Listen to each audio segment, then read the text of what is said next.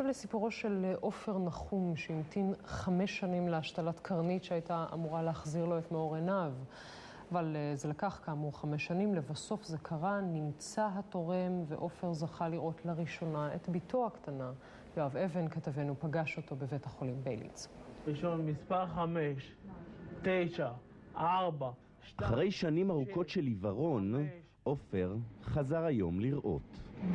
זה מ6 מטר, מבין, הוא לא רואה אתמול. לא, הייתי ממטר, מה 6 מטר? 2, 9, 3, 8... עופר, בן 42, סובל כבר 10 שנים ממחלת עיניים קשה שהיוותה את הקרניות בעיניו, כך הוא התהלך עד שלשום צמוד למקל עיוורים או לכלב נחייה. בזכות ניתוח של השתלת קרנית מאדם שנפטר לפני כמה ימים, הוא קיבל הבוקר חיים חדשים. היום בבוקר משכו לי את התחבושת, ויהי אור, ויהי אור.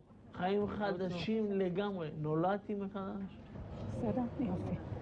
וזה שתרם, אני לא יודע, זה בחורה מי שתרם. הציל פשוט חיים. פשוט נראה פנטסטי, מדהים, מדהים.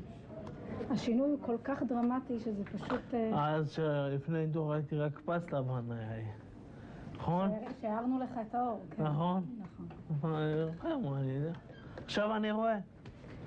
פגשנו את עופר ממש שעות ספורות לאחר שקיבל בחזרה את מאור עיניו, והכיר פנים חדשות שעד כה היו צללית עמומה, כמו ביתו הקטנה, או הרופאה מבילינסון שניתחה אותו. עכשיו רואים ילדה, רואים פנים, רואים הכל. ואותך איזה חתיכה, איזה חבל הזמן. במדינת ישראל יש כרגע, ממש עכשיו, 1,500 חולים שזקוקים לתרומות איברים ופשוט אין מספיק תורמים, והתוצאות של זה הן קשות. כ100 מהחולים הללו פשוט ימותו במהלך ההמתנה, והיתר פשוט ימתינו ויקוו לטוב. במקרה של עופר למשל, זה לקח 5 שנים של חושך. אם הייתה מודעות גבוהה יותר לתרומות איברים, לתרומת קרניות בארץ, היה נחסך מהאדון הזה עיוורון של כמה שנים. וזה הדבר שהכי מתסכל את המומחים של בילינסון בפתח תקווה, בית חולים שנחשב לאחד המובילים בעולם בהשתלות איברים. יש מוטיבציה, יש יכולת, מימון, יש חדרי ניתוח ויש מאות חולים שממתינים. רק תורמים עדיין חסר.